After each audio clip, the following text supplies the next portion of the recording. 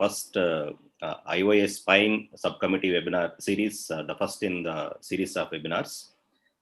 So it's the vision of our Honorable President, Dr. B Shiva Shankar, to have this Atmanirbhar orthopedics as a theme for this year. And he has initiated this excellent program of subcommittees and then running the series of webinars. This is a great opportunity to utilize the difficult times of COVID to get exposed to newer knowledge on this. So we have a series of lectures today, and we thought of involving exclusively the technical parts in this series of webinars. The short note, I'll request our Honorable President, Dr. B Shiva Shankar, to welcome and give a welcome address. Sir. Thank you very much, Dr. Naresh Babu. Good morning, everybody, and welcome all for this first webinar of the Spine Subcommittee of Indian Orthopaedic Association. I must congratulate Dr. Naresh Babu for having brought in all the stalwarts from the spine to speak about various aspects, and there is a very interesting topics which is going to be covered by all. I must also thank the ASI President and Secretary. I can see the ASI President, Dr. Sankar Acharya, on the screen right now, for having got involved with the IOA subcommittee and helping as mentor for this subcommittee. Thank you very much. I once again welcome all and hand over back the mic to Dr. Naresh Babu.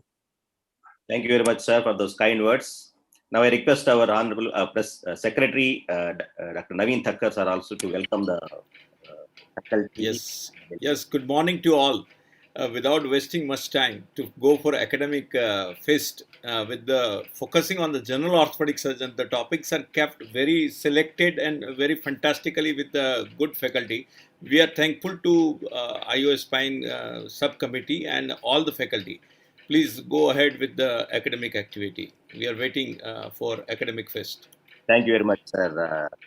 So it's to introduce the faculty, we have the President of ASSI, Dr. Sankar Acharya, and Secretary ASSI, Dr. Gautam Zaveri, and past President of ASSI, Dr. Ram Chaddha, and we will be Aravind Kulkarni will be joining us very soon. So without wasting much time, I'll request the first speaker of the day, Dr. Ram Chaddha, to speak on success mantra in spine surgery. Sir, over to you, sir. Morning, friends. We as spine surgeons deal with a difficult situation. We make unhappy patients less unhappy. And I feel that we have to learn, and that's the only way that we would be able to progress and move through life, not just go, but grow through life. We are a foolish breed. We attempt to tackle essentially anterior lesions from behind and vice versa. We cause significant disrespect to soft tissues, highest disregard for the stabilizing structures of the spine, and at times, we end up doing more harm than good. This is because we deal with mechanics, biology, and neurology. We deal with an interesting subset of patients who come to us, and I divide them into three: the acquisitive, contributive, and receptive.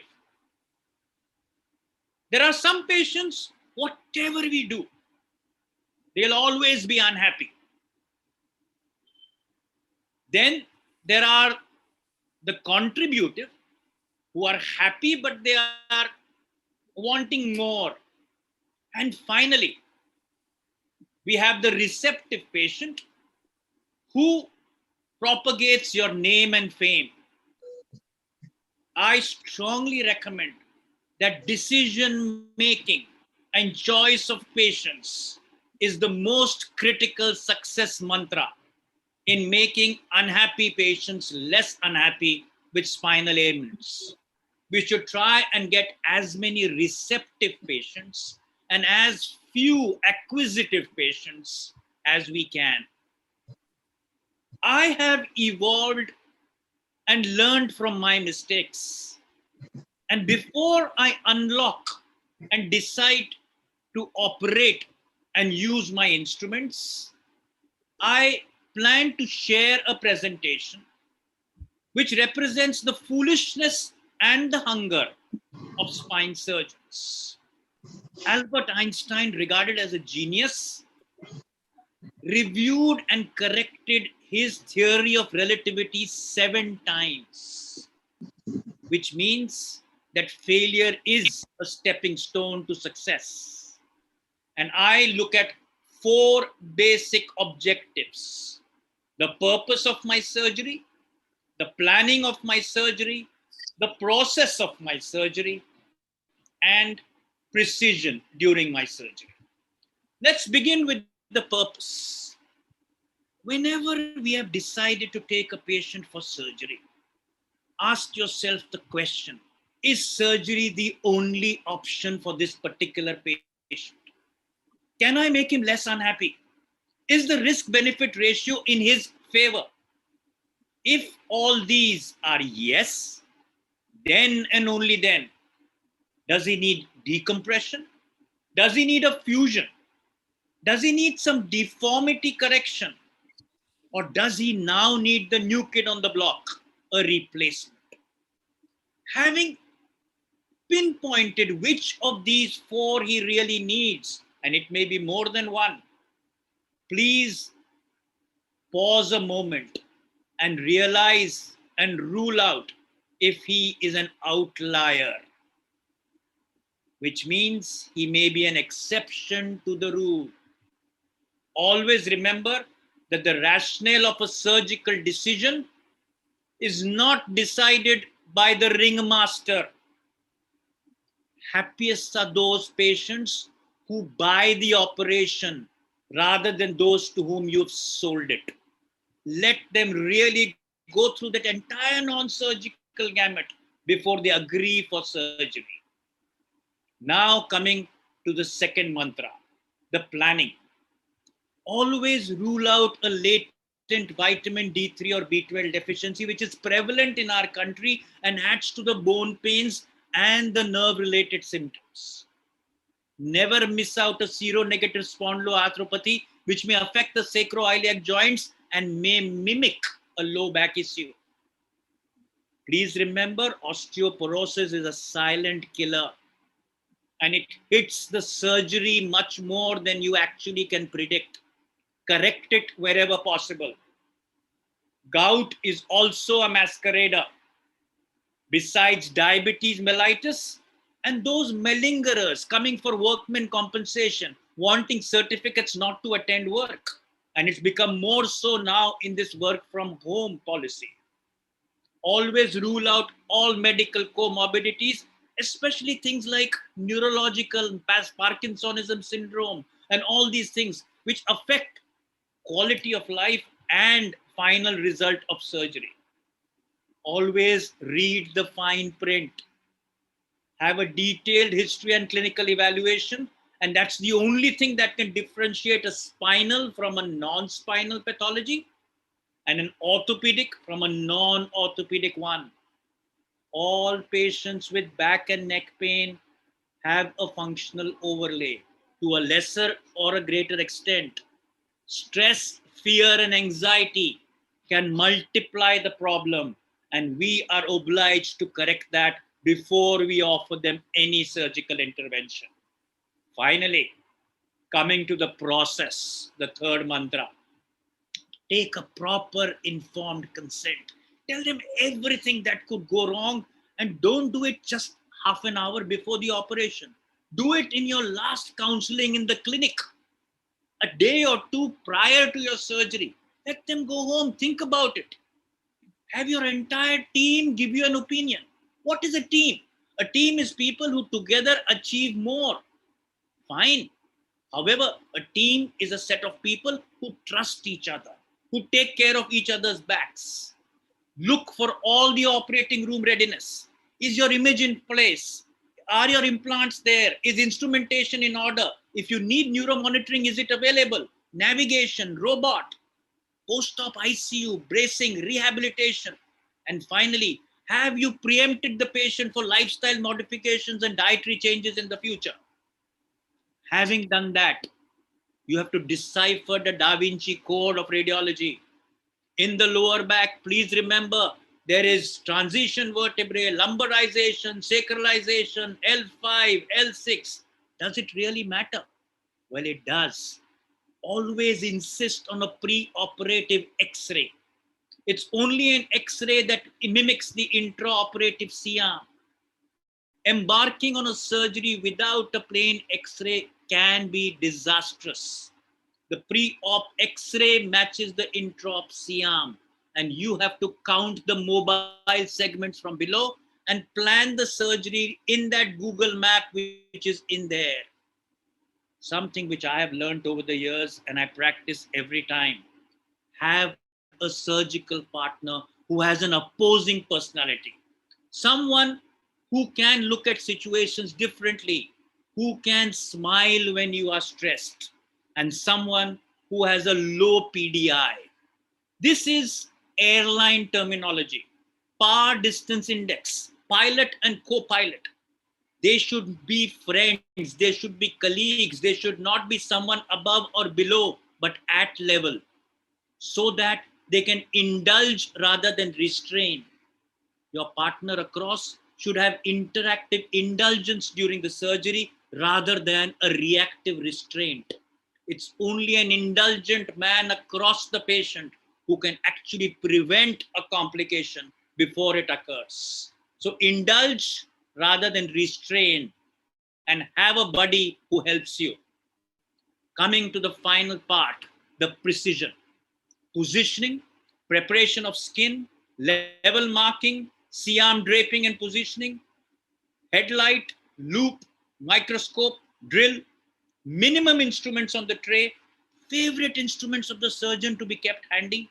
Avoid fiddle factor. Let the nurse be the one who's been with you more than once, and have all your bailout in the OR, whether it is T-seal, Durapatch, Flow Seal, whatever you may need.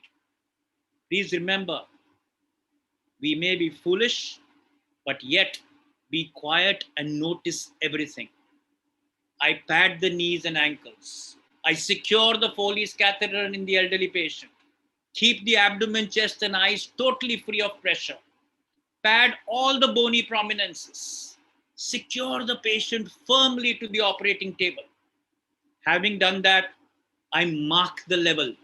I normally do it on the opposite side with a needle. Suppose I'm doing a left-sided L4-5, my needle will be on the right side of the L4-5. This gives me an idea where I am and keeps me away from the surgical area. Having said that, you may choose to use infiltration. I don't anymore, but earlier I used to, which was saline adrenaline, and have adequate draping. Finally, take the leap.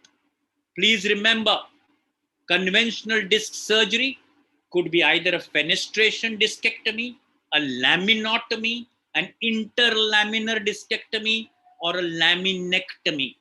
Whatever it is, expose the hemilamina. And I shall give the example of just a microlumbar decompression. Expose it, use a 1-inch dry roller pack and a good Carb Elevator. Use this versatile microlumbar retractor, originally given to us by McCullough, Indian versions which are Atmanirbhar available here. Approach the ligamentum flavum, check the C-arm before you do anything. Check and verify with your pre-op X-ray and your intra-op C-arm that you are on the right level. Having done that, go for the edge of the ligamentum flavum. The ligamentum flavum goes and attaches below the overhanging lamina. You may choose to take off a little bit with the Kerrison rongeur, or go in with that small AO type of periosteal elevator and detach the ligamentum flavum. Having done that, you would identify the edge of the ligamentum flavum. Once you've identified the edge of the ligamentum flavum, and I have the cranial end to the left and the caudal to the right, the instruments are going from the caudal towards the cranial below the lamina, and I am on the left side of the patient. I go in, may have removed a little bit of the lamina, identified that edge of the lamina that I have taken out with my rongeurs, and identified the overhang of the ligamentum flavum. There is one area where it gets deficient. You may go central, as a lot of people do. I tend to go just above the edge, superior edge of the ligamentum flavum, detaching it from the undersurface of the lamina above. Having done that, you need something to hook and turn it around. You may use a ball tip retractor, or you may use a modification of the one number that I have now modified and use it very, very commonly, which is bent. I just flip it in and turn it by 180 degrees and lift off the lamina. Having done that, I could either cut it with a 15 number knife, or I could just detach it from the central side. It comes off fairly easily. Then with a small pointed forceps tissue holding, I lift it up and detach the ligamentum flavum. There are some people who love and keep the ligamentum flavum. The choice is yours. Having done that, we have to now go for the nerve root. We don't look for the disc, we look for the nerve root. The operation is nerve root decompression. So this is a double angled root retractor which needs to find the shoulder of the nerve root. So we have to go and expose the entire nerve root as far as possible, and then gently retract the nerve root to identify the annulus. A few patients will have an extruded fragment or a protruded fragment which pops out. There are others who may need a formal annulotomy. A foraminotomy I do prior to getting my disc out. I identify that whole root because my operation is nerve root decompression. Having said that, there are times where you are foraminal or close to the foramen in a narrow canal where you may have to do a spine annulotomy and detach the annulus and pick out the nucleus from within. Restrict the annulotomy to a single slit, maximum being 4 to 6 millimeters. More than 6 millimeters, annulotomy has a higher incidence of recurrence within the first few years. Then use these fine disc punches, the straight one and the curved one, to pick up the nuclear fragment. Having said that, then get your Penfield in and look for any more fragments. Pick up that disc fragment, and that disc fragment should match that Google map in your brain. If you've imagined it to be 2 centimeters, it has to be somewhere between 1.8 to 2.2 centimeters when you take it out. Please remember, if it doesn't match with what you have in your mind, you got to look for more. Remove all the loose fragments and check the mobility of the root completely. Do only a bumpectomy and loose fragment removal. Today, we don't do a complete nucleotomy or a radical annulotomy. We've stopped doing curettage of the end plates. In fact, it causes increase in sepsis and long-term subsidence with significant back pain. So just do offending fragment removal with complete nerve root clearance. The operation is nerve root release and clearance. It's not a complete discectomy. Can there be bleeding? Yes. How do we achieve hemostasis? Be very proficient in using the bipolar. There are epidural veins which can be easily identified with your loops, with illumination, and with the microscope. Use suction and pick up all those roots.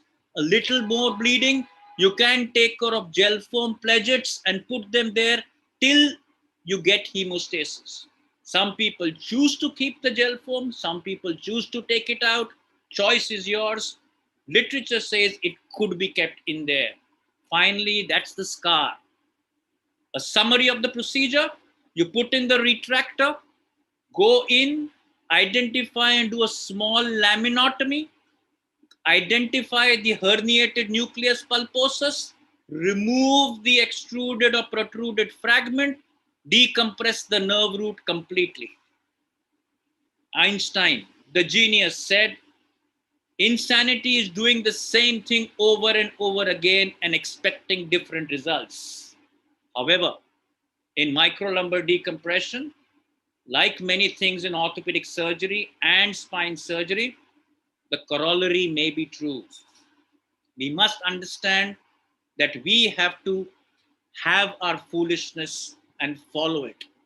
Our hunger should not stop short of excellence or perfection. Please understand, it's very unforgiving as a spine surgeon, but at times it's the most gratifying of procedures in orthopedics. Triumphs and turmoil will be a part of the game as a spine surgeon. And self-doubt will creep into every spine surgeon's life on a regular basis. How then does one keep one's head above the water? Please understand, don't let the noise of others' opinion drown your inner voice. Have the courage to follow your heart. It somehow knows what you truly are and want to become. Everything else is secondary. Opinions are not facts. Stop worrying about what people think about you. Stay hungry, stay foolish, remain a learner all your life. All of us do not have equal talent, but all of us have an equal opportunity to develop our talent. I request, the biggest success mantra is that the future belongs to the competent. Attend meetings, train yourself, get good, get better, and be the best. Thank you very much for a patient hearing.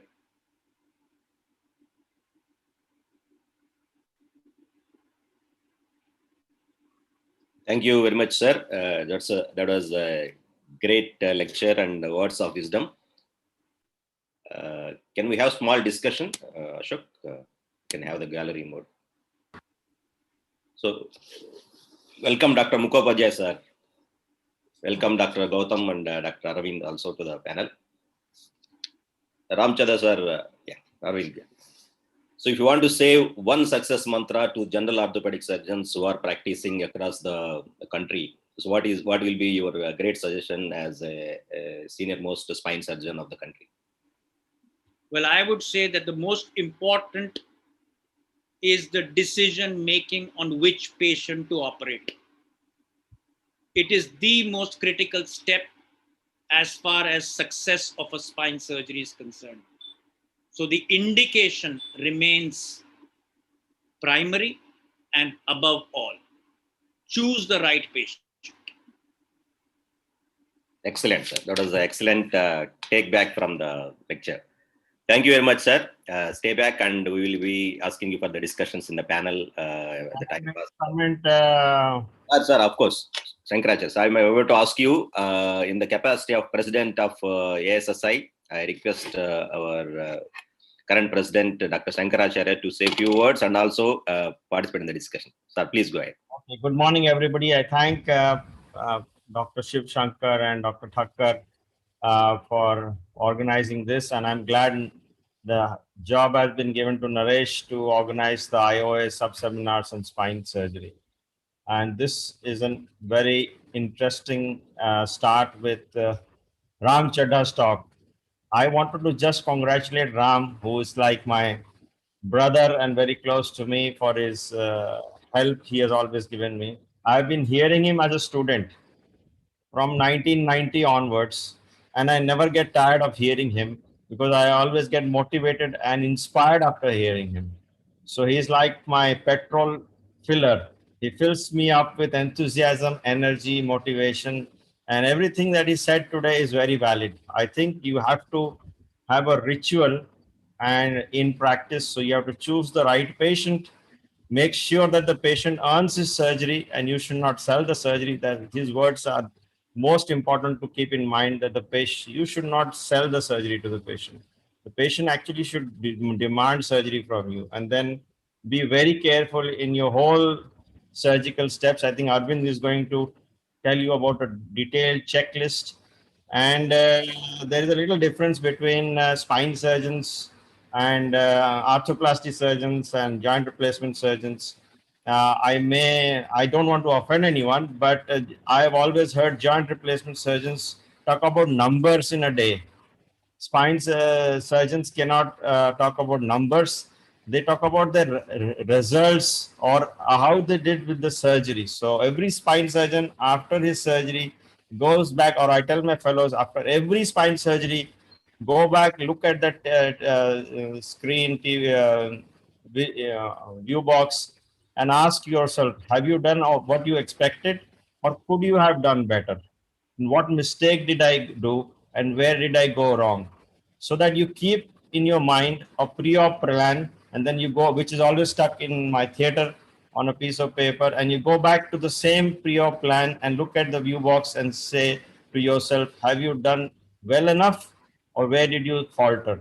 And keep correcting yourself. So as Ram said, perfection, there is in spine surgery, you have to do the same ritual over and over again, and you'll be amazed how sometimes, in spite of doing hundreds of surgeries, you may be faltering in one step because you missed a step. With these words, I thank Ram Naresh for having organized this, and thanks Dr. Shiv Shankar and Dr. Thakkar. Thank you very much, sir. Thank you, Ram Chaddha, sir. These are the things which are nowhere written in the textbooks. Unless we listen from the experts and then who has passed through these phases, we never know this. The next coming topic is also a topic which is not written in the textbooks, and you can't find it anywhere in any journals. It's by observing your mentors or your teachers, you will get these techniques. This is on how to select an ideal instrument for spine surgery and how to handle your instruments. So over to Dr. Sankar Acharya, sir. Sir, you can start sharing your screen. So you'll be telling us how to select a proper instrument for proper procedure and how to maneuver your instruments safely without injuring or without causing any complications. So while that slides are coming up, I welcome Secretary of ASSI, Dr. Gautam Zaveri, sir, onto the panel. So thank you very much, sir, for joining. Thank you very much, Naresh, for inviting me here to be today. I'm grateful to IOA for giving me this opportunity. Yes, sir. Your slides are visible, sir. You can start. Okay. Basically, I am going to talk about basic spine instruments, a few of them, and I focused on the main instruments really. So the first point was this was an article one of my fellows actually sent me, that every athlete or every singer have their own instruments, and you will be surprised that very few group of surgeons have spine instruments of their own. So I think a lot of people in Bombay have their own instruments because they do operate at multiple hospitals. But people like us who work in one hospital or mainly one hospitals normally do not have a set of their own instruments. And it will always be worthwhile for surgeons who start into practice of having being comfortable with their own instruments. Obviously, if you have your tools which you are comfortable with, it's always easy and your stress level is less. So that's first point I wanted to spread. I do have a set of my own instruments, but they are not as elaborate as one would like to. And it was worthwhile over the years when you go to the conferences to accumulate the instruments which you think are most suited for you. So you have in spine surgery, obviously you will have general instruments, you will have some dilators and retractors to give you the access to spine, and they could be different types. So from open retractors to mini open retractors, as McCulloch retractors Ram showed, to tubular dilators, which I think Aravind will tell you about. Then you will need some dissectors, you carb elevators. I'm sure everybody has used carb in the elevators and curates. Carb elevators are an integral part of spine surgery. So you must have about 3 or 4 carb elevators in your set of different sizes and different lengths, because one size and one length doesn't fit all situations. Then you need rongeurs, drills, Kerrison punches, and pituitary forceps. A majority of orthopedic surgeons suffer from musculoskeletal disease and some cataracts and things like that, purely because of an occupational hazard. So you have to be very careful what is your position when you're operating. You have to be comfortable, because a lot of them I see a lot of plastic surgeons coming with cervical spondylosis and kyphotic spine, which I've operated on. So I think you're because they tend to use a lot of loop for hours together. So it is important to keep these in mind. So obviously, staying fit like Abhay is a mantra for orthopedic surgeons, and he is also a great motivator. Ortho versus spine surgery. Spine surgeries are close to vital nerves. So we have neurology, we have a spinal column mobility, and we have vertebral bodies and bones. So we have to use the surgical instruments of orthopedics, which have a significant amount of power or torque. But if we use that in spine with the same intensity as we use in general orthopedics, there will be a problem. So you will have to have finesse and dexterity as well as strength and agility. So most spinal and the surgeons have to have the feel and dexterity of both the things. So you may have to be very, very gentle as a neurosurgeon would be while handling an epidural tumor or an intradural tumor, as well as the ability to correct deformity with some amount of manipulation and agility with correction and help from your team. So we do use power tools and more these days, but you have to be very careful when you're using power tools. So fine motor skills of a spine surgeon are very important. So you must learn how to keep your hand in the table or in the position when you're standing. So fine hand-eye coordination with motor skills is something which you need to learn. And especially spine surgeons, we have a skills room where they learn how to do suturing under the microscope, how to do the repair, how to have the hand-eye coordination under the microscope, or if you are using a loop under the loop. So the precision is very important. So let's me come to first most commonly instrument that we use is the Kerrison ronger. And without a Kerrison ronger, you probably cannot do any spine surgery. And so it is a must in every spine set. And it has various lengths. It has various sizes. So it has lengths, sizes, and normal ones which we use, they come in 1 millimeter, 2 millimeter, 3 millimeter, 4 millimeter, and up to 5 millimeter sizes. They come into from smaller size, 80 millimeters to 180 millimeters in length. Then they come in different foot plates. They come in thin foot plates and thicker foot plates. The thinner foot plates we use normally in cervical surgery and in thoracic surgery because you don't want to be indenting onto the cord much, and that's very important. And the thicker foot plates can be used where you want to take off a bigger chunk of hard bone. And they have different angles from 90 degrees to reverse 90 degrees to 140 degrees oblique. So they have different angles. Then they have self-ejector systems in them, and they have power systems also. So this is a small microscopic discectomy, and you see how a Kerrison ronger is used. So you should not be rotating it too much. So you should be just simple. So this is where Ram was showing the upper edge of lamina. So this is the midline. This is the lower lamina. So the ligamentum flavum is attached to the superior surface of the lamina below and under surface of the lamina above. So this is the facet. This is a Taylor's retractor, which I use very frequently, and people may have seen. So I hinge the Taylor's retractor on the facet, and that's the only instrument. So this is like a tube system, so same incision, and then you go on the under surface of the ligamentum flavum, and as soon as you see the edge of the ligamentum flavum, that's all you need to do, and put in a dissector. As Ram showed, you can use a ball tip probe, right angle ball tip probe, or you can use the Penfield Desector, which is curved to 90 degrees to elevate your ligamentum flavum. Or you can go on the midline. There is always a defect in the midline from which you can take off the ligamentum flavum, and then come to the dura, and you can see the dura. So you must come to the edge of the facet. So this is the edge of the facet. So this is the minimum amount of ligamentum flavum you have to remove, or if you want to keep, you have to keep a flat. So there are various types, as I say. So they come in 1 millimeter, 2 millimeter, 3 millimeter, 4 millimeter, and they have these are the bite widths. So they are 40 degrees, 90 degrees, and this bite length is also there. So you can have a longer length to smaller length. The most commonest we use are the 9 millimeters, the 10 millimeters, and sometimes for the thoracic, I use the 15 millimeters because you need that depth to go in. So you need to have all these with you.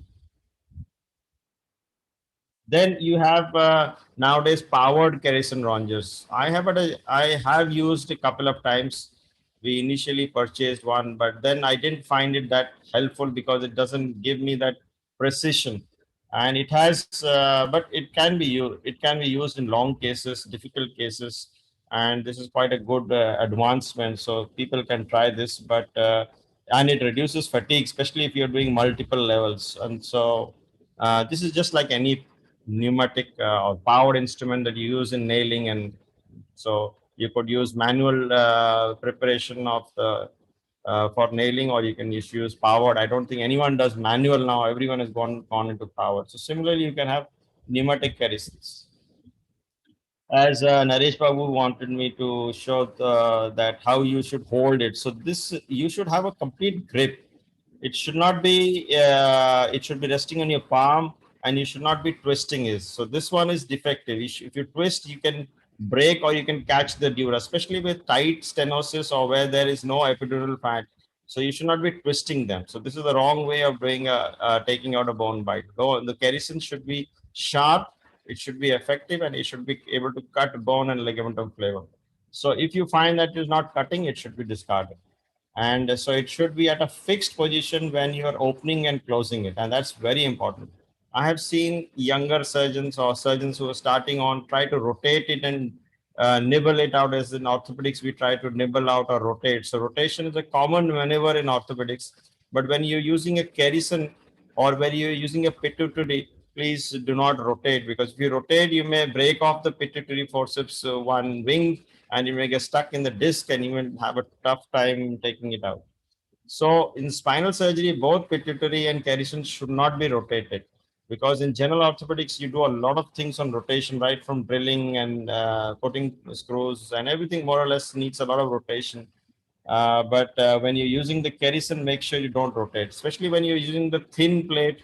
You may actually break off the plate as well. And I've seen that in hard bone when people try to, and the Kerrison has gone a little older, then it may be a challenge. So it's better to change the Kerrison than to cause a dural leak or a dural tear. And this is one of the commonest cause of dural tear when you're trying to cut the lamina, inferior lamina at the midline. That is where the dura is thinnest. So this is a wrong way of handling. So you must have a very good grip. So if you grip like this, it's not correct.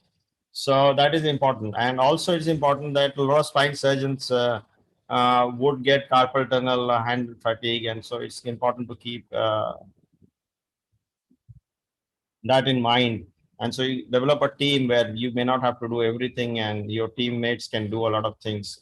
And in the West, it has become almost standard practice to have two spine surgeons operating on major spine cases like deformity, etc., because it reduces your fatigue and helps you, as Ram said, in teamwork, and especially in deformity correction. So care is important. You must always make sure, because the technician may not be making sure. And in big hospitals like ours, we have multiple OT technicians who may not be aware of everything about spine surgery. So you may have a technician who may not have trained in spine surgery or assisted one or two cases and may not be aware of whether the instruments on the set are correct or not. So that should be, you must check your 2 millimeter, 3 millimeter Garrison before you start, rather than straight plunging it into the spine. So I always check and make sure I have the ones which are working. If not, I must get another set, or I have several spare Kerrisons which are kept separately, which can be opened up. So that is very important. Also, after surgery, you must, if it doesn't have an ejector, a lot of time bone gets stuck in the sleeves. So you must make sure that the bone is clean and it is functioning smoothly. So the care of instruments also has to be, as we look after our car and service our car, we must also service our spine sets and trays. And that's important. Then there are various modified foot plates available. And I would request all young surgeons, I think mostly it is the young orthopedic surgeons who want to do some spine practice are listening to this session. So basically, you must get your Kerrison rongeurs right. You must understand the width, the tapered foot plate, what suits you, what is the bite length, and you must see which, and you must have various types with you. You must have at least a 2 mm, 3 mm, 4 mm upcutting and down cutting, or if not down cutting, up cutting at least, because the you can reverse it and cut distally. And also you must have 1 or 2 mm 90 degrees, though it all depends on how you like to use them. If you have a wider foot plate, it deflects the surrounding soft tissues, so that also sometimes helps. So you can have different types. So it's important before you start, you have a look at the various types of Kerrison rongeurs, and most of the company people would have all this full range. Sometimes it's very important point, you must not harm any patient, and there are instances of while doing discectomies you can go anteriorly. So you must be always mentally aware of the depth you are going in, because while you are taking out a disc, the length of a vertebral body will be around 45 to 55 millimeters. So when you are putting in your pituitary forceps, if you go and if you're in trying to take out free pieces, as Ram said, then you may inadvertently, if the anterior longitudinal ligament is deficient, or if you're far lateral, you may go forwards and catch some vessel or catch some abdominal, some small intestine or something like that, and you cause major problem. And once you have a sudden bleeding, you must be very careful, immediately call for help. Don't try to pack and just forget it. So it can be life threatening, and it has been reported. Next comes pituitary rongeurs. They also come in different sizes. And so they have different cups. So you can have biting ones, you can have cutting ones, you can have ones with hooks, or you can have ones with simple cups, and you have different size of length. So similarly to Kerrison rongeurs, you have a large variety of pituitary rongeurs which are straight. So the normal ones to keep for a discectomy, which Ram was showing, is normally I use a 2 mm straight on anterior. So they are delicate, so don't turn them. And we tend to, if you tend to turn them, you'll break them. So that is important. These are not very cheap. So if you get a good one, they may cost somewhere around 40 to 50,000 rupees per piece.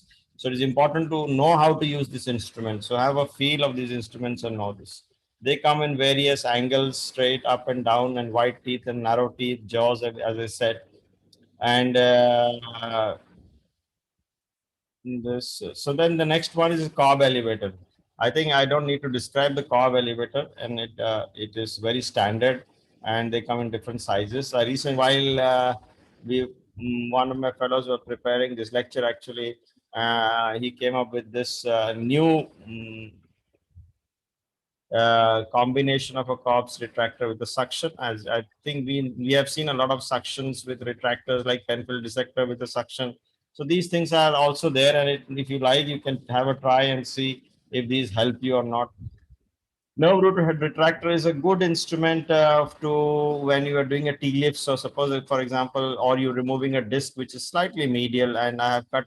This is a similar case of a discectomy. So you can protect you can give your assistant to hold the and then retract the dura carefully and gently, and you can get them straight at different angles or bayonet shapes. So this is also a very useful instrument, and I use this routinely for my T-lift cases where I go from laterally after a facetectomy and then try to centralize the cage.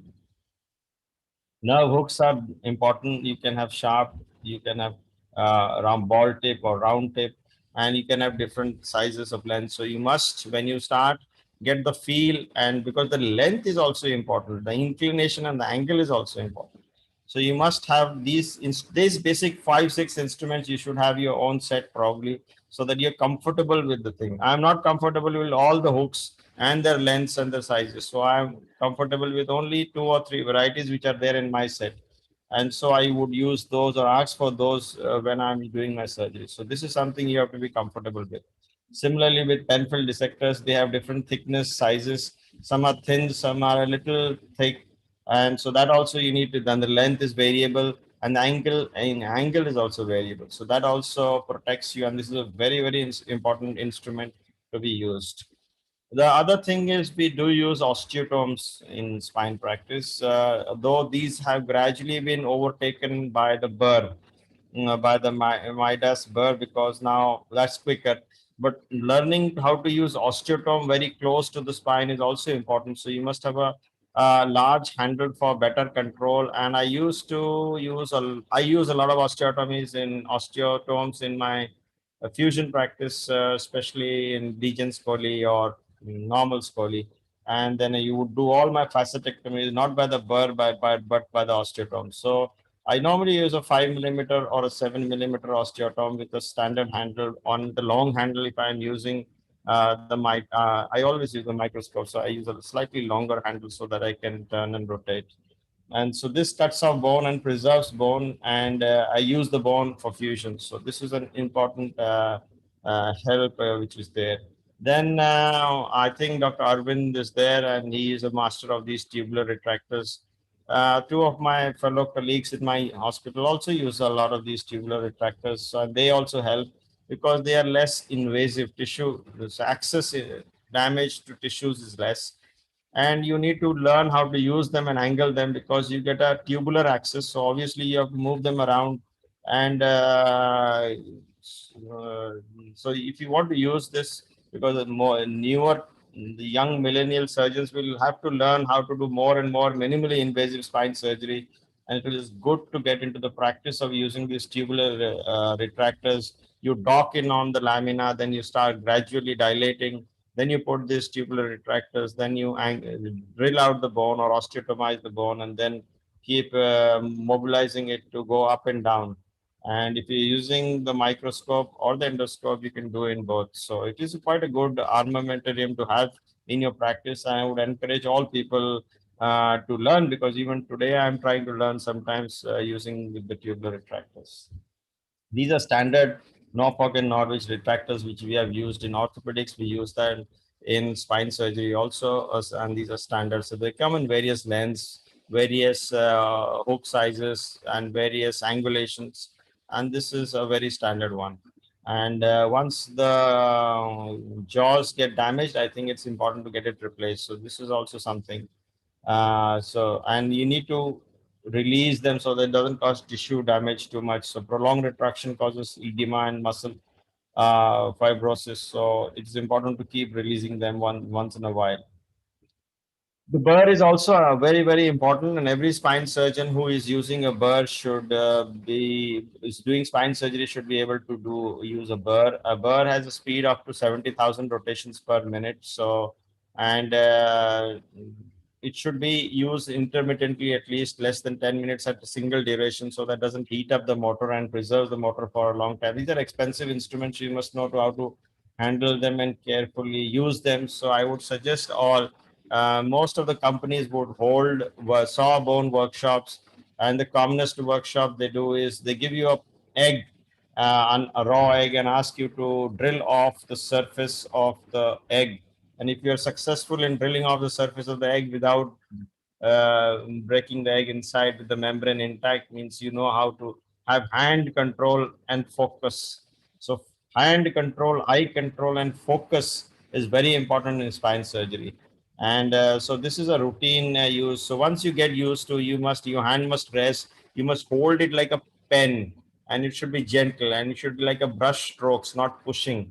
So there is some difference from general orthopedics, because when you general orthopedics, you are pushing the screw, or you are drilling it with some force, or you're tapping it with some force, because unless you do that, you won't progress further. But while using a burr, you will have to do gentle strokes.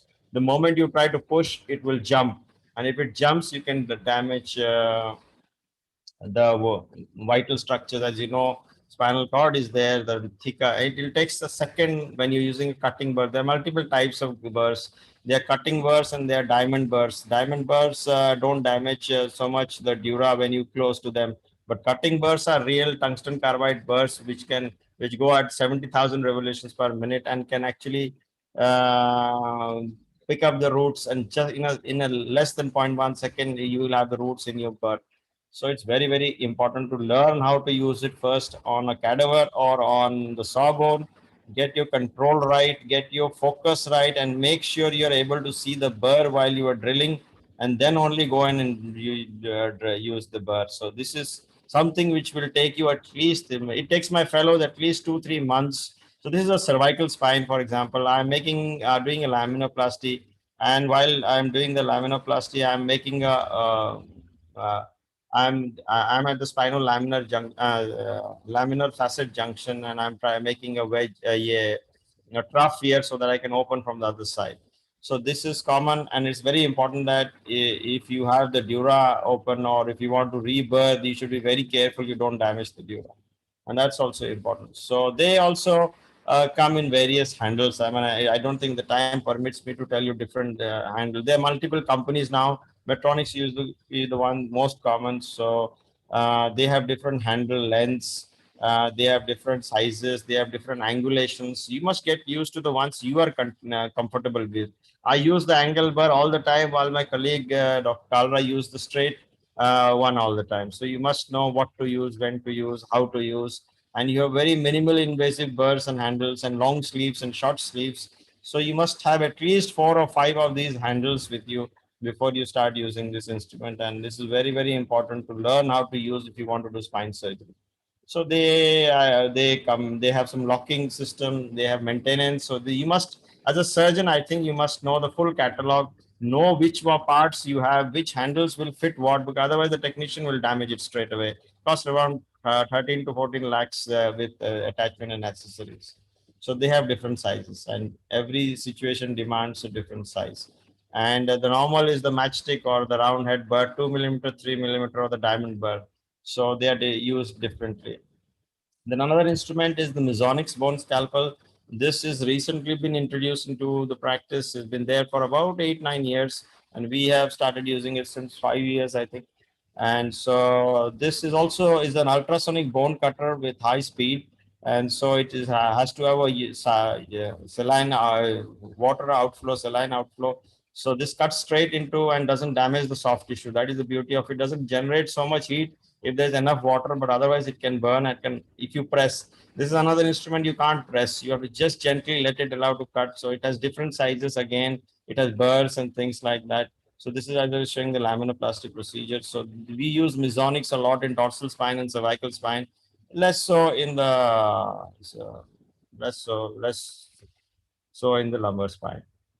Then the use of microscope or loop. I think microscope always helps, and though I have the 2 loops, I rarely use. Initially, I used them when I was roaming around different places. But once you have a good microscope, it gives you an illumination up to 10. It gives you a distance to work about 45 to 50 centimeters. So when you choose your microscope for your hospital, make sure it has recording.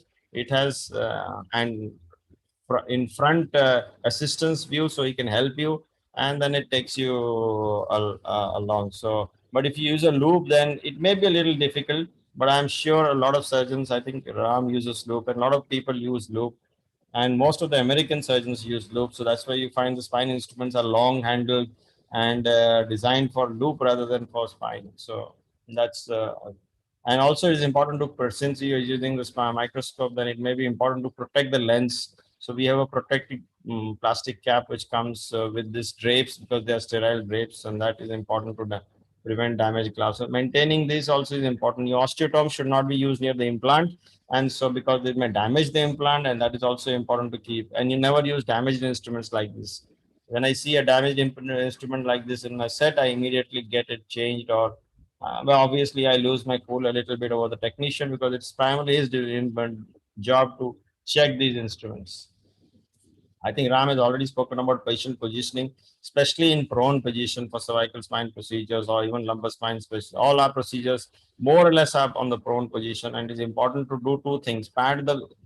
Make sure the patient is positioned well, make sure the abdomen is free, make sure the legs and the bony points are well padded, make sure the C-arm is coming in the position, and check the C-arm before you even start positioning or start operating or draping, because once you later on you can't do any adjustments because you tie them up or attach them. So it's, and sometimes you must be aware that you may not be seeing AP view of in all situations, and you may have to manage with the lateral view.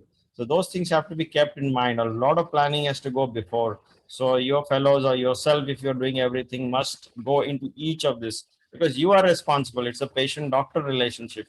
Though it's a teamwork, but at the end of the day, you are the captain of the show, and you as a captain have to be a team leader, inspire them to do things correctly, or make sure that you have a quiet eye on them, notice everything as Ram said, and be meticulous in it. So we have different ways of going about things, and we have modified, and every situation you modify yourself. And this is also an important, I thought I would share this. We have a complete set of this. This is from the hardware store. Sometimes different surgeries from different situations and different places of the country come to us, and we find suddenly we are not able to take out a pedicle screw in a revision surgery, but this set can actually remove any sort of pedicle screw. So such a set can be helpful in your practice. And this is just a local tip, and I found these are available in very good quality stainless steels, and so you can autoclave them and keep them also.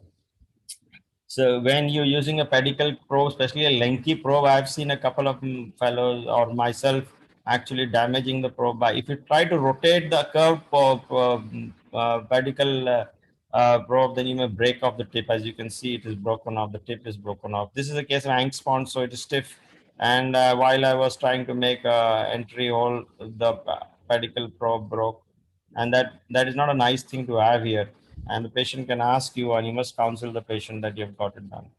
And all your instruments should be well protected, because the commonest problem is that in a prone position you tend to keep the instruments on the patient's back or thigh. So there's a magnetic pad we have, which is not shown here, which prevents the instruments falling, because you may not have many sets available for you to get another set. And then our technician uses these whatever micro shield bottles and cuts them, and we keep all our instruments inside, so it's well protected. Bone wax also, there are methods of giving bone wax, and you must train your technician. I like them to be given when I'm trying to plug holes, to be given in this way and not on a peanut, but you may have to use a peanut sometimes. So you must have different options available when you're using bone wax. So you can't you take your eye off the microscope or the loop. The technicians or your assistant must know how to give them to you, and that is also important. So these are the few tips that I thought I could share, because when Naresh told me, sir, you have to show how to use a Kerrison and a pituitary. So I was a little surprised, because I've never given a talk like this before, because this comes natural to a surgeon. And in my training ever, nobody has told me how to use an instrument. So it was nice of him to ask me to talk, but I don't know if I hope I have taken you through this gamut. I'm happy to answer any questions or show any other instruments, anything, anytime. He asked me on Thursday, so this is what I've managed to prepare. It was first time giving a talk like this. Thank you, Naresh. Thank you very much, sir. Thank you very much for obliging in a short notice. That was a wonderful lecture. You can unscreen the screen, sir. Okay, sorry, my apology. Stop sharing. Very small discussion. Ram sir, you want to add anything? That was a wonderful talk we had from Dr. Sankar Acharya, sir. Anything to add from your side, and how any tips for the general orthopedic surgeons while using these instruments? A small tip, it's a fantastic collection of all the experience that Shankar has shared. Something that one of my seniors taught me, and I have tried my best to share it with everybody. Whenever we use the Kerrison rongeur, and especially when we are using it in the lateral recess or on the roots, please try to use the rongeur parallel to the root. Never use the rongeur across the root. So whatever you do, you will be parallel to the root. So that means if the root is getting off at around 45 degrees, your Kerrison needs to go parallel to the root in the lateral recess. This is one way of keeping that root, especially in the elderly tight canals. So this is a small tip just to use the instrument. Correct, and correct. I have sort of learned it, and I love to pass it on, because I have seen people really pick off roots and have major root injuries. Good morning. Gautam has something more to add. He has to say something. Just before Gautam says something, I want to say, I don't know, Gautam, if you saw Ram's lecture, there was two people where you said it was to be indulgent.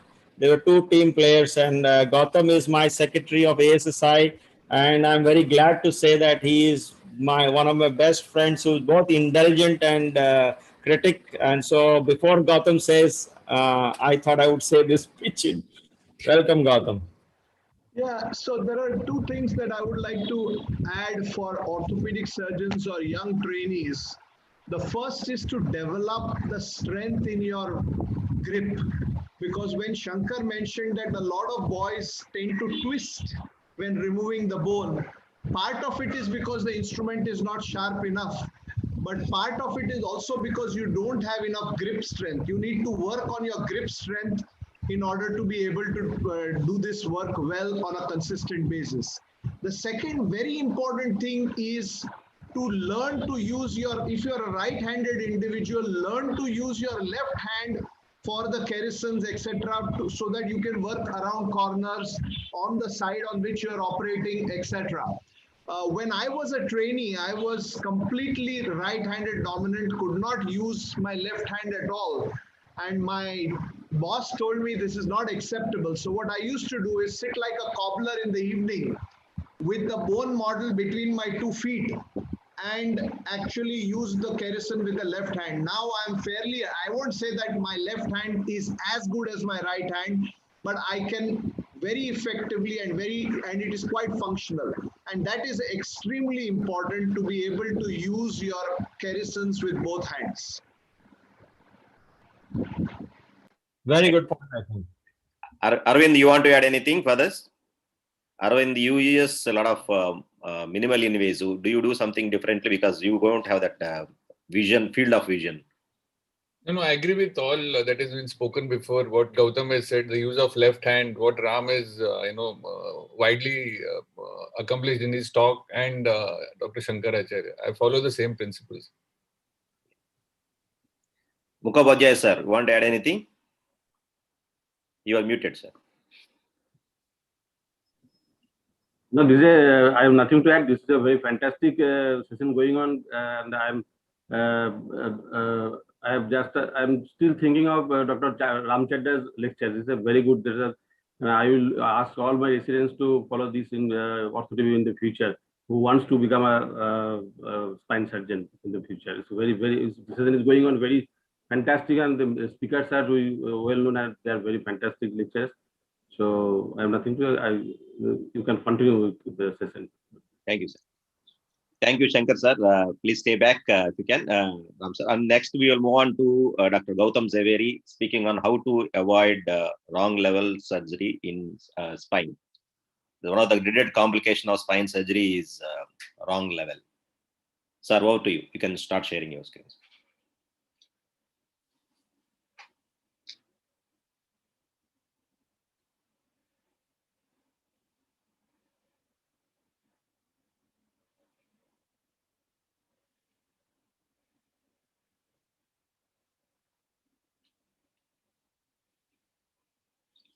So slides are visible, sir. You can start.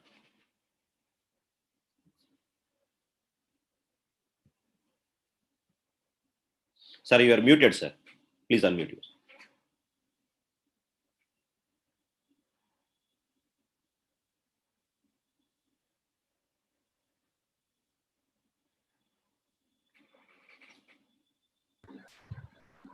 Yeah, now we are able to hear you. Sorry about that, Naresh. So as I was saying, John McCulloch, who is widely regarded as the pioneer of microsurgery within the spine, described 3 cardinal sins in spine surgery. The first is operating on the wrong patient, where he emphasized the importance of patient selection. The second cardinal sin is that performing the wrong operation on the right patient. Now you have chosen the appropriate patient, but you need to select the correct operation. There is a lot of fancy operations which are coming in, and sometimes these may not be most appropriate for your patients. And the third one is performing the right operation, but at the wrong level. And this is what we are going to talk about today: wrong level spine surgery. The US Joint Task Force for Prevention of Complications during surgery has labeled wrong level spine surgery as a never event. A never event is an event which is completely preventable and occurs because of some overlooking or some mishap on the part of the doctor. The incidence of wrong level surgery varies between 0.15 to 2%, but this is supposed to be widely underreported.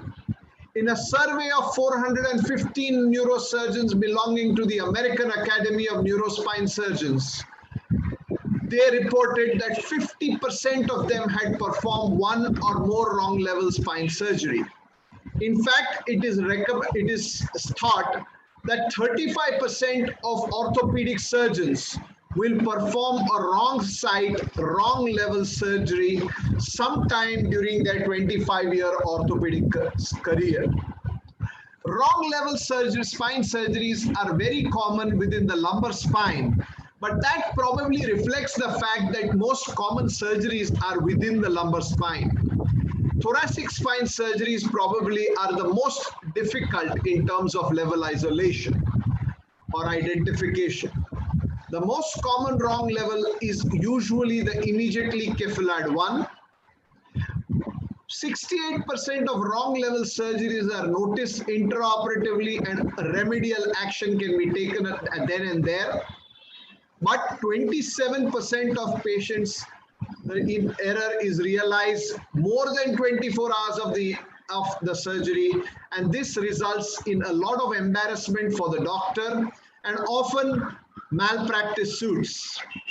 Wrong level spine surgery, if you have done, malpractice suits are unforgiving, and 84% of the time the suit is settled in favor of the patient. So what are the causes commonly of wrong level spine surgery? The first and foremost, which is what Ram emphasized in his lecture, is the failure to obtain preoperative X-rays. Today, patients walk into your clinic with an MRI scan, and we identify the pathology and go ahead with surgery immediately without getting a preoperative X-ray on occasion. What happens here is there are often transitional segments, sacralization of the lumbar vertebra, lumbarization of the sacral vertebra, or fused segments, which lead to wrong level identification intraoperatively. The third problem is failure to confirm the side on which you want to operate. There have been times I have also been guilty where in my hurry to start the surgery and patient has a right-sided lumbar disc prolapse and I've just gone in and stood and started left-sided exposure only to realize later, oh, I've exposed the wrong side. So it is vital that the side and level should be confirmed preoperatively. The most common wrong levels, I feel, are within the lower cervical spine, where visualization is difficult even with proper imaging, and within the upper thoracic spine.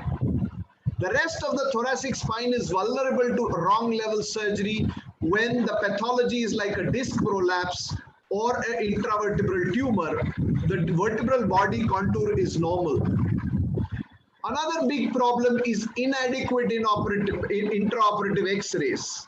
This could be because of you don't have a good machine, you do not have an appropriately well-trained technician, if the patient is not properly positioned, and of course there are certain anatomical hurdles like obesity, scoliosis, osteoporosis when the bones are not clearly visible, or few segments in the spine. And finally, of course, are wrong surgical techniques. Let me elaborate a little bit on this. The first of which is inadequate patient positioning. If you have a horseshoe headrest when you are positioning for the cervical spine, often you will not be able to take a good AP view because the metal will come in between and block your AP view. So when you operate at C7T1 in these patients, you may not be able to adequately identify the level.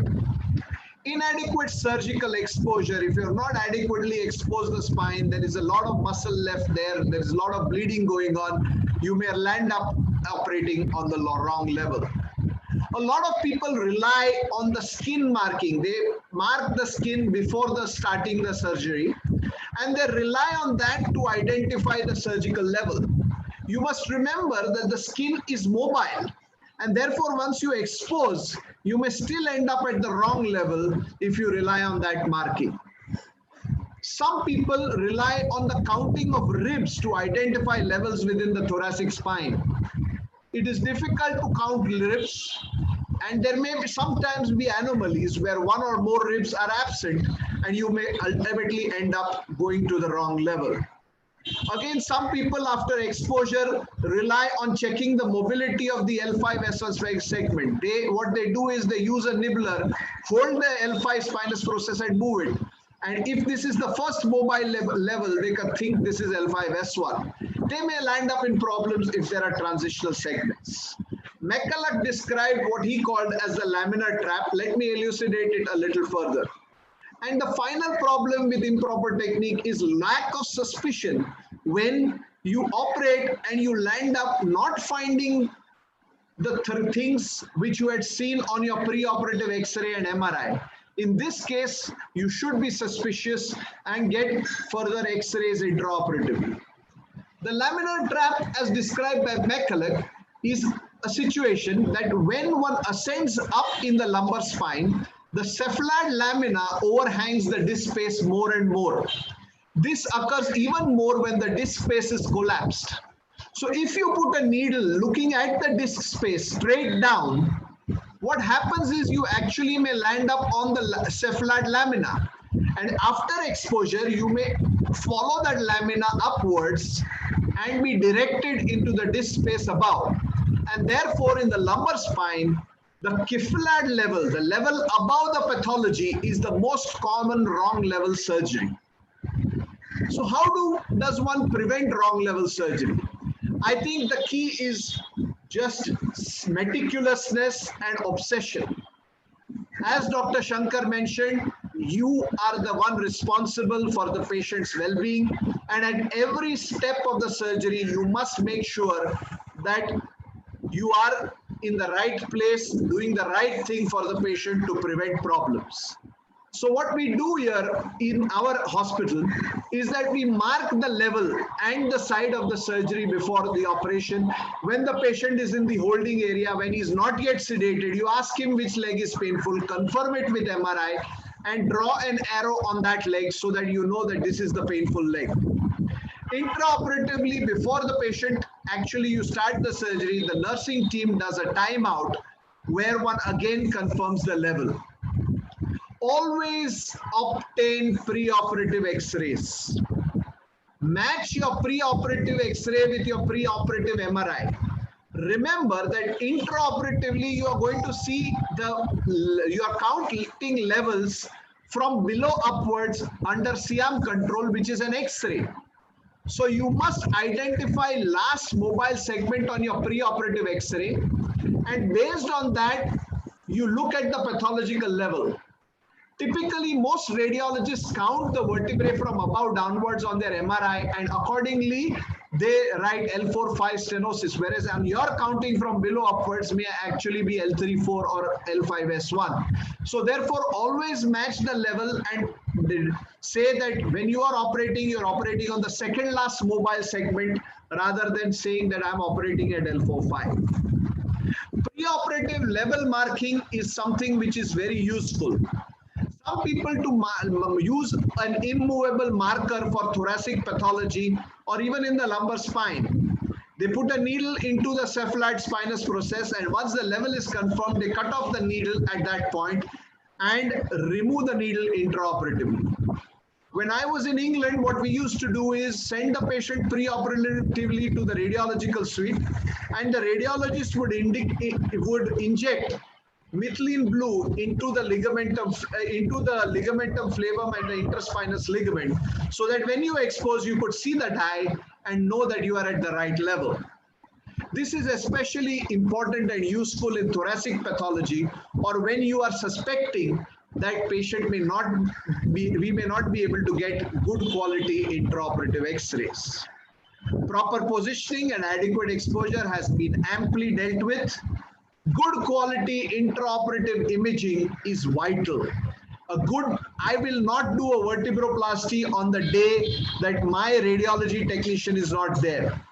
These are procedures which are completely technician dependent, CM dependent, and you must have good quality imaging in order to be able to proceed safely with surgery. Routinely, you must confirm levels not only at the level of skin, but after exposure, you put in a Penfield 4 below the lamina and check the level. And again, at the end of the surgery, put in a probe into the disc space and check the level.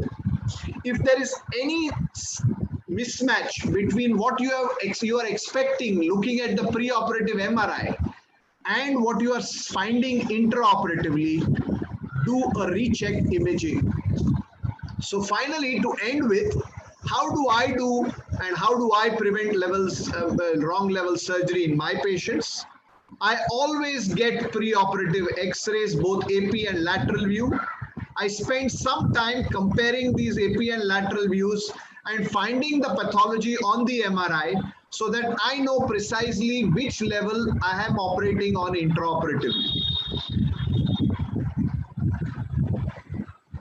Always talk to the patient before induction, find out the pathological side, the pathological level, you confirm it in the holding area and check his chart so that you know you are not missing anything.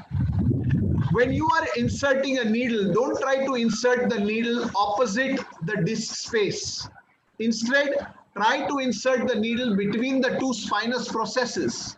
When you do that, you are exactly at the level so that in this way, you will avoid the McCulloch laminar trap. You then follow the lamina upwards into the disc space. Once you have exposed adequately, put in a Penfield 4 below the lamina or use an Ellis if you have exposed bilaterally and confirm the level. If there is any mismatch between intraoperative findings and preoperative imaging, check again, put in a probe into the disc space or into the laminotomy defect and make sure you are at the right level. To conclude, I would like to end by saying that wrong level spine surgery is almost unforgivable. And it is usually a surgeon error, either it is surgeon fatigue or the surgeon has not been careful, he's in a hurry, and this usually results in the problem.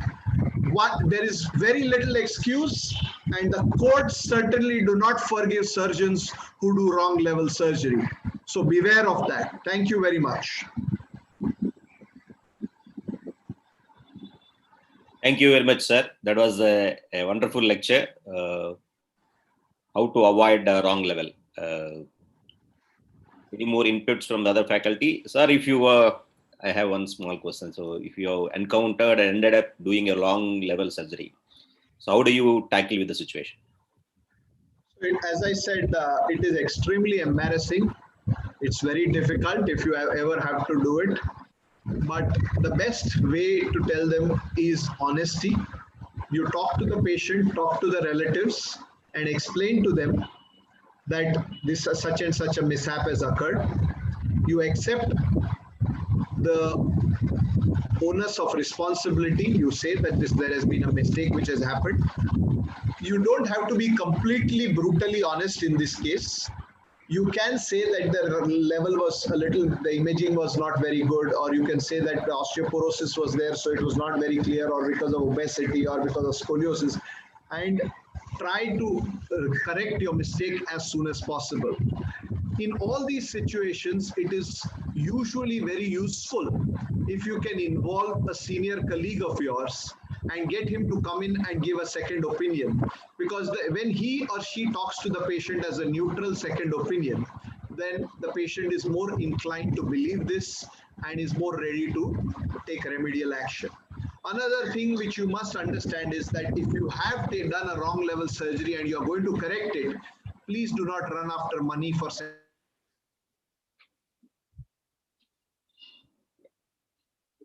You had some problem with Gautam sir's audio.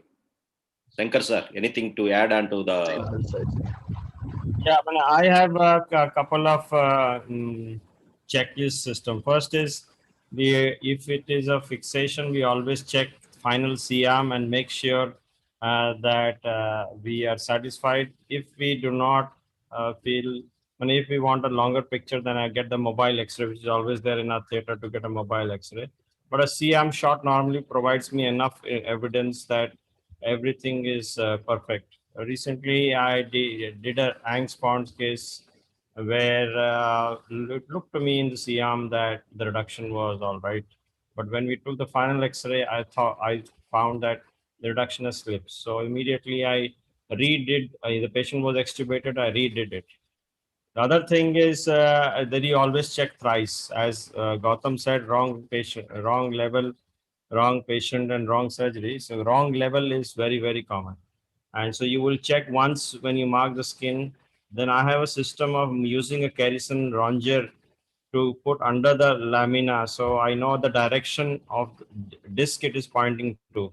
Rather than a Penfield Desector, because that is smaller incisions, it is much better, because so I use a routinely a Kerrison ronger to show me the direction. And after I have done the surgery, if at all I have any worry or doubts or was not happy, as Ram said, of taking all the fragments out, I would put my Penfield Desector in the disc again and check. So I checked 3 times to be honest. And in any fixation, I would check the final C-arm picture. And before the patient is extubated, because I may have left the room, the fellow's duty is to send it to the group, since WhatsApp has come to our theater group, where I would be able to see it. Suppose I've gone after the OPD, I would be able to see and I'm okay. If there is any suspicion, I would immediately ring them back to say that look at it this again. And if anything is required, I would go back. So these are sometimes checklists. I have one confession many years ago, where it was early in my practice. Once you do a T-leaf case, I did a L45 fixation, and I put the cage in L3. And it is inadvertent, because if you have a smaller incision, you can do that, and you can cut the wrong facet. So that is also very important, because the spinous process is downwards. And when you're cutting the facet, it is important to cut the facet rightly, because sometimes the facet may invaded, the one above may be cut. Obviously, there was no issue, but I was frank to the patient that I added a level because I had cut some bone inadvertently and did a double level TLEAF instead of one level TLEAF. And that's so. The other thing I do is, if I have a dural leak, I inform the patient immediately post-op. So that is one situation. Or if I have a dural leak, or if I have a neurological deficit, I call the patient to my theater outside waiting, and then tell them, look, I have a problem. There is a dural leak. This is the next steps. So I'm quite frank with them. And since I work in a big hospital, it's not a big issue. But medical illegal cases will happen, and any surgeon who has a large volume, and you will have some cases. So you have to be very careful. The other thing is documenting it. So as soon as you have a complication, make sure you document it with 2 spine surgeons of your unit or 3 spine surgeons of your unit. Get documentation done immediately at that time and the same time, because a lot of patients may then take a photo from the camera or whatever, I don't know, man. But these things are happening. So I have always advised my fellow that the moment there is a complication, you must write in theater notes that there has been an inadvertent leak of dura. This is how it has been dealt. We stitched it with 60 Prolene, or we put our dura gen on it. And then the post-op instruction should be accordingly. These are the situations where I handle the complications like this. Thank you, sir. So anything to add from Ram, sir? Well, one, with the minimally invasive guys coming in now, the added advantage of minimally invasive, and I'm sure Aravind will agree with that, is that the incidence of an inadvertent wrong level surgery has significantly reduced, because it begins with placing your basic tube in there. So most of them don't go wrong because they placed the tubes correctly and seen those images multiple times. Another small thing which you can practice besides checking the level thrice, which is on the skin before opening the ligamentum flower and afterwards, in case you don't find the disc, is something that we practice as a routine. Have a printer attached to your C-arm and see to it that it is working. What I mean by this is, I always take a final printout, placing an instrument from where I did the discectomy. Suppose I had a level 1, level 2, or level 3, McCullough's levels that you have above, at, or below the level of the disc. I put my ball tip probe, the 90-degree one, and take a shot as to where the disc came out from. Once you've taken that shot, you have the evidence that you are on the right place and you've done the right surgery. So the chances of you going wrong is much less when you take that printout. So just keep that at the back of your mind. You have a printer of the C-arm, take a C-arm shot, get a printout and check it. That's all. Arvind, you may be having less wrong levels, but wrong side is still possible in... Yeah, so wrong side is still possible. So it has happened a couple of times. And the good thing is, this good or bad thing is it happened after doing the laminotomy. And the beauty of the tubular retractor is you can actually, if you excise the flavum, you can just suppress the dural sac a bit. And if you've done a deroof the inner cortex of the opposite lamina, you can actually conveniently put in a nerve who can remove the disc from the opposite side. But this, you should do after a good amount of experience. The other thing is, as Dr. Ram said, this is one of the blessings of minimal access because the tube is so robustly docked, after tightening the table attachment and the nut attached to the tube, that it doesn't move. You try to shake it, it doesn't move. So the incidence is close to zero. I think we have a publication on this in Journal of Minimal Invasive Spine Surgery and Technique. It is not PubMed indexed, but highlighting the same point. Yeah. Thank you very much, Gautam sir. That was a wonderful talk. We learned a lot from that. And you stay back, and then we'll move on to the checklist in spine surgery, how to do the spine surgery safe. Small introduction with this. I think Aravind has developed this one and got published in Asian Spine Journal. I learned that he recently got an award also for safety in spine, safe spine surgery practices. Congratulations, Aravind. Please go ahead with your lecture. Thank you, Naresh, for this kind introduction, and thank you for the invitation. So checklists form the core or the spine of any big or small enterprise, be it flying on the aircraft or planning your holiday. In fact, today's meeting, the planning, execution, as well as relay, the triumph of this goes to formulation of a checklist. So what do checklists do? They help in achieving success and preventing failures. They cover for the weaknesses of human memory and forgetfulness. What do I mean by that? I'll give you a small example, hypothetical example. Your cook has come late, you've not had breakfast, your driver has not come, it's raining heavily, you have a new resident and you're doing a discectomy, you go into a wrong level discectomy. And the reason is not that because you're not intelligent, not that because you're dumb, not that because you're done your MS in the best, orthopedic training center in India. It's just because your mind is clouded by non-essential things. So these things interfere with your working capacity. So it is best to bring plans and execution to paper and pen. So that is what the checklists do. They increase the efficiency by adopting simple steps. These are basically ticking against a task. So checklist is no more a phrase limited to doctors and hospitals. It has become a catchphrase, a household name in all societies. We follow checklists all the time before leaving our houses. So talking about hospitals, you'd be surprised that, majority of adverse events that take place in the operation, the majority of adverse events take place in the operation theater in a hospital, and close to 50% of these can be prevented. And you'll be surprised to know that 1 million out of, so we'll be surprised to find that we, in general, overall in the world, we operate in 234 million people every year. And 1 million out of these die because of complications. And 50% of these complications are totally avoidable and happen because of negligence.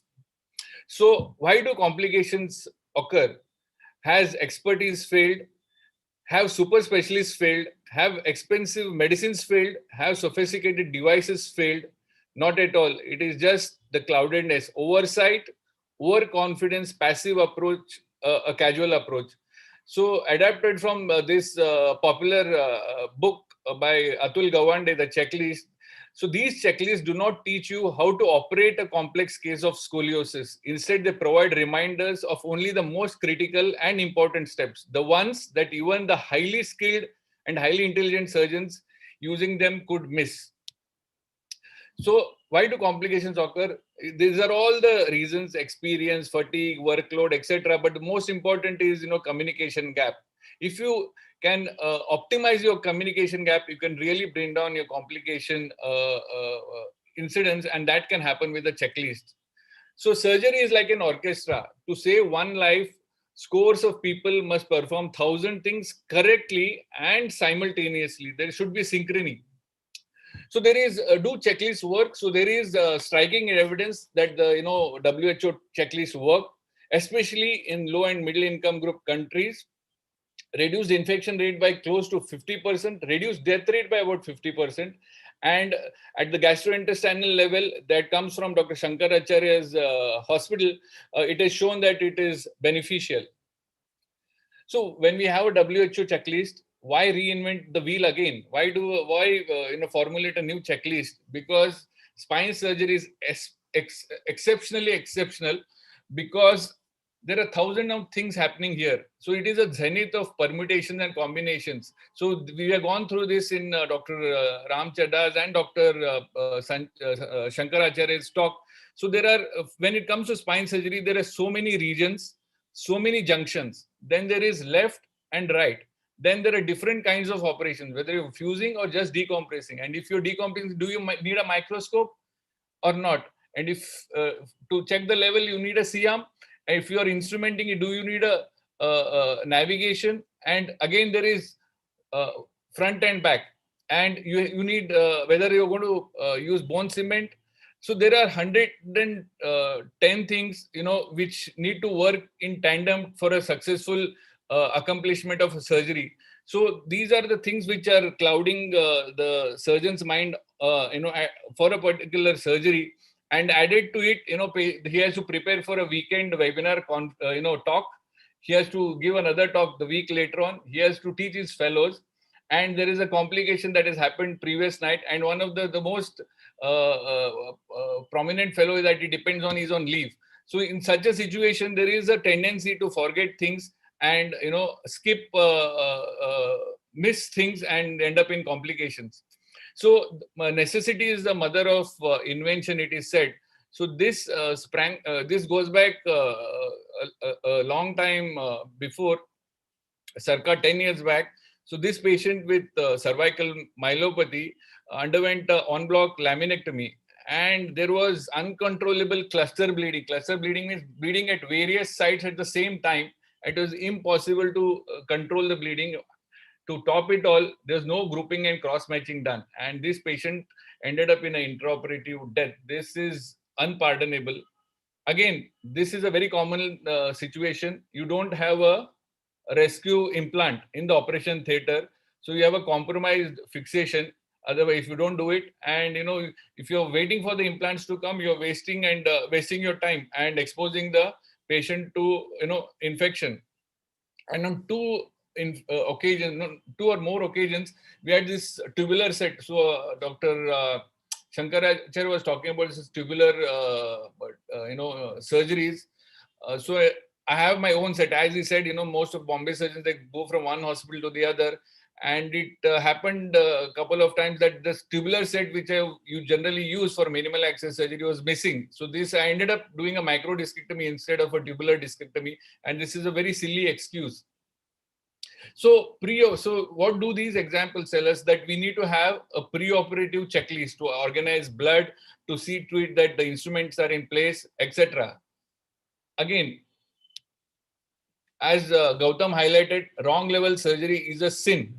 Okay, so hence we need to have an intraoperative checklist that such issues are not, such issues don't happen, such bad things don't happen during surgery. And then, most importantly, this is the phase, post-operative phase is a phase of complications. This is the time you realize that patient can have problems, especially after discharge. So patient is totally unaware. So, this is a patient who had decompression done. After a week's time, patient started having discharge, and this discharge was not, alarm to the operating team, and the patient came with a full-blown meningitis only to die after a month. So these are very, very relevant. So that is why our checklist has 3 components to it. So there is a pre-operative checklist. So this basically underlines this particular statement, that is, all battles are first won in the mind. So you need to go through the entire surgery, that much time long, quite in an advanced time, so that you don't go wrong while in the battlefield. So intraoperative checklist deals with components which are specific to spine surgery, along with the components of WHO checklist that starts right from identification of the patient and identification of the site. Then comes this phase of complications, where it's very, very important to recognize complications and treat them. So this is a 37-point checklist. So the best way of implementing it was to check with the year before the complication incidence and rate which of the year earlier, and compare it with the current year. So we saw that phenomenal reduction in preventable errors was palpably visible in the after following the checklist. This is after being a very, very vigilant unit. So these are some of the components of the checklist. Components of the complication that we checked after following the checklist, and there was as I said, 75% reduction in the complication rate. And following a checklist is not something that is new to us. We have always been following a checklist, whether it is a pre-operative, pre-anesthetic checklist shown on the left side, or a checklist in response to an intraoperative neuromonitoring changes in a patient being operated for a deformity, etc. So especially in our situation, why a spine surgery checklist makes sense? That is because there is a lot of stigma associated with spine surgery, and we carry this negative tag all along, that is failed back syndrome. So we need to to increase confidence, to generate confidence, we need to deliver good results, excellent results. Again, the kind of complications that we face are irreversible, unpardonable. Patient can end up with monoplegia, paraplegia, etc., and also death. So again, we all know the cost of treating a complication is much higher than the cost of a primary surgery. Again, the kind of situation that we are in, even in the best of hospitals, our OT boys and nurses are not very specifically trained for spine, and we experience a high volume of surgeries, and the the resources that we are exposed to are very limited and bizarre. For example, we are about 50 spine surgeons in the city of Bombay, and there are just 3 or 4 neuromonitoring machines, which make the ratio totally unacceptable.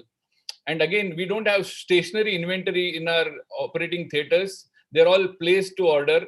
So there is a possibility of not having, bailout implants at hand. And our fellows, residents, they keep changing all the time. And most importantly, we don't have a good GP surgeon algorithm for them to manage or even inform us about complications. So that is where the checklists, come in.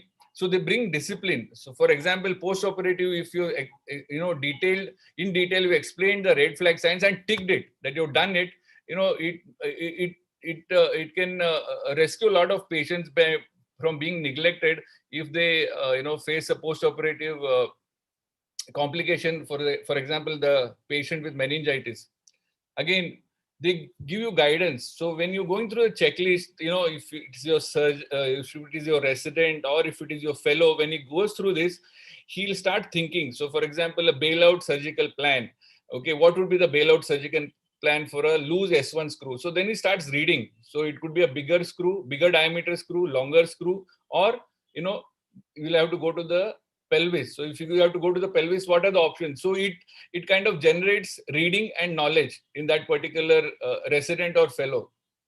Again, same thing with graft. So if there is no local graft available, if the iliac crest has a problem, the hospital doesn't have allograft, what are the types of graft extenders that you can use for that particular surgery? So checklists give a lot of, they stimulate you to think and guide you. Again, in decision making. So, so you've posted a patient for decompression, the microscope is busy, someone else. So if you're not thought about it, these checklists come as a night watchman, and they just pat you on your back and tell you, brother, have you checked whether microscope is available or not for this particular case? So these are all very minor but important things. So this is our comprehensive, checklist that we follow. And being having the luxury of multiple fellows, one fellow is delegated to filling this up on a routine basis. So as Naresh highlighted, this particular checklist probably forms the first comprehensive checklist in the world for spine surgery, and it was awarded one of the top 10 best new methodologies and techniques to enhance safety in spine surgery awards recently. It's got published online. So checklists allow surgeons to concentrate on non-mundane stuff. A checklist is the application of the knowledge we have consistently, correctly, and reliably. It's nothing new. It is just application. Checklist helps in making things correctly. Checklist shows that each problem has steps of solving. Checklists show that each step is important. Checklists show that the more you repeat it, the more you master it. Checklist reduces error making, reduces complexities, offers the possibility of verifications, establishes effective teamwork. So there is clear distribution of responsibilities. They help in effective utilization of resources, skills, improvising the provision of quality services, because customer is the king. And they provide you reminders of the most critical and most important steps. So to conclude, this is a new spine surgery checklist, which is very efficient, reliable, and cost effective. Of course, initially there is a learning curve to it, but we have gone through it, and it's very simple and easy to follow. It is subspecialty specific only to spine, and it reduces miscommunication among primary. So there are a lot of things which are assumed, taken for granted in the surgical team, and suddenly, it is not the more the merrier. The more the fellows you have, the more confusing it is. So it helps in preventing miscommunication, because someone is responsible for filling it, and that basically helps in executing it and leads to a successful outcome. So again, there is enough scope to customize this particular checklist to your own local milieu. Thank you. Thank you very much, Aravind. That was a great lecture. And I think every institution or every surgeon has something methodologically planned in his own mind. This puts it on paper and makes our lives very easy, and also teaches our fellows a systematic way of going forward. Sankar Acharya sir, Ram sir, Gautam sir, anything you want to add? How do you manage this checklist in your center? So let me start the ball rolling, and by congratulating Aravind for a fantastic work that he has been doing in setting up this, and this is very essential. I think there are 2-3 things that which need to be highlighted. To avoid complications and be a good surgeon, a lot of times we have talked about being born as a great surgeon, but good results come not necessarily from being a great surgeon. They come from being obsessive and compulsive about every aspect of patient care. Right from the time you have seen the patient in the clinic, and the emphasis that Dr. Chaddha gave on patient selection, taking care of the patient's mental condition, etc., to the time when you actually select that patient for surgery and then start planning all the other things and paraphernalia around it, which Aravind mentioned, to the points which Shankar mentioned, where you have to use the instruments, proper instruments, and taking care of those instruments in a proper way. What I recommend to my junior residents, and which I always tell even general orthopedic surgeons, that in your surgery, step 1 to step 100 should be the same every time. That reduces errors. By following the same steps, not only are you less likely to make a mistake, but your team knows what is going to come next and is able to help you with the further process. I can give you an example. There was a time when I was operating in a new hospital. I'm talking about 20 years ago. It was the first time I was operating there, and I was just simply doing a micro decompression. Normally, when I do a micro decompression, we just use the McCulloch retractor. On that day, with the McCulloch, I was not getting as good an exposure as I wanted. And so I shoved in one gauze piece above and one gauze piece below in order to get a little bit more of muscle retraction. Because this was not my normal thing to do, when I finished the surgery and I was in a hurry to close up, I forgot to remove the gauze piece. And this patient had a retained gauze piece. Luckily for me, because as I said, I follow the same protocol with every surgery, I remembered this within 48 hours, and I realized that I had forgotten just thinking about the procedure, I realized that the patient, I had forgotten a gauze piece inside. And I explained to the patient that within 48 hours, when doing the dressing and removing the drain, I opened up the wound and was able to take out the gauze piece. So if you are doing your surgery in a stepwise fashion, you will remember the mistakes you have made and you will be able to correct them. So try to develop protocols of even surgery. What step you are going to do next? What is the time? How much exposure is required? How much is sick? The other thing which Aravind mentioned was the checklist. In a sense, most countries have got surgical pathways, beautiful pathways which have to be filled in similar to his checklist for each aspect of the surgery.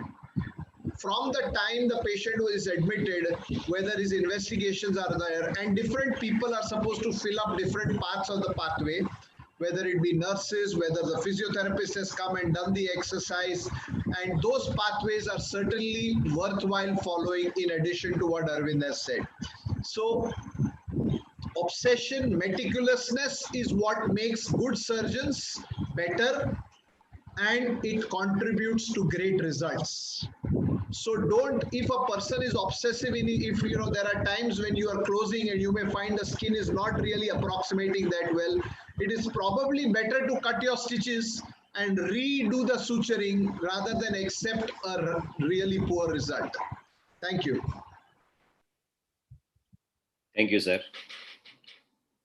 Shankar sir, anything to add from your side? All of the things have been said, and the importance of checklist is so important that in the theatre book for spine surgery, which we are making, I have put Aravind Kulkarni in charge of the first chapter, and that's theatre book as a checklist in spine surgery. So that is so important that it cannot be, it has to be underlined. For us in spine surgery, we have to be careful right from start to end till post-op outcome. Ram sir, your final comments. I really am most impressed by the checklist and the way that we should implement it. My humble submission, and that goes to all who are seated here. These are all people who are leaders and who are having the vicarious responsibility of their entire team. The purpose of the checklist is to make a process which protects them. Because as Shankar mentioned, as Gautam mentioned, as Aravind mentioned, the ball stops with us. Means we can't put it into anybody else's court. The patient is ours. So we have to create this in the entire team, where the entire team covers our back. Filling the checklist is one thing, but having the guts, as Gautam did, of stepping up 48 hours later, talking to the patient, that has to be created in the entire team. Please make it very clear that even if somebody has filled the checklist but feels at a later date that there was some disparity or dispute in their mind, you create that par distance index to be as small where even the junior most resident or a fellow can step up and tell Aravind or step up and tell Gautam that, listen, I feel that this probably was misinterpreted by me. And that is what is going to reduce your complications and adverse events. So that gap which is there between the mentor and the mentee has to be reduced. And only then will we be able to avoid complications and adverse events, which is very critical in spine surgery. None of us can become individually great. The team has to be great. And the team has to believe in the same thing, that every person owns the patient. From the fellow to the top guy, they all own the patient. That needs to percolate down. So that's where I have to come in and say that it's something more than just the process. It's creating that purpose-driven, passion-driven profession. That's all. Yeah. Thank you, sir. So thank you, everyone. That was a great lecture and thought-provoking. I want to make a point. So I want to highlight the point Ram spoke about in his talk. You should have one good critic in your team. सब हाँ में हाँ मिलाने वाले हैं, तो you'll end up in complication. And you'll make certain that even if he's somewhere in the clinic and if your pedicle screw, if you're not very sure where it is, you will ignore all the rest. You will call them from wherever he is and ask him once, do you think it is in the right place? So you need one good critic in your team. Yeah, genuine critic. So it was from the spine subcommittee. I would like to thank all the faculty for taking time on Sunday and morning and making it successful. I feel it's a good start for the IOA spine webinar series. On behalf of spine subcommittee, myself and Dr. Mukhopadhyay sir, and then Dr. Sankar, and advisors Dr. Sankar Acharya, President of ASSI, Gautam Zaveri, Secretary ASSI, and Vishal Kundanani, member of committee. I wholeheartedly thank President Dr. B Shiva Shankar and Secretary Dr. Naveen Thakkar sir. Naveen sir, are you online? Thank you very much for giving us the platform to spread spine knowledge across country to the orthopedic surgeons. I also like to thank Dr. Ashok Shyam for giving us the technical support, and Dr. Shamshul Huda from IOATV and OrthoTV for making it possible. So thank you very much for staying back, and it was a great start, and I thank all the speakers for taking time.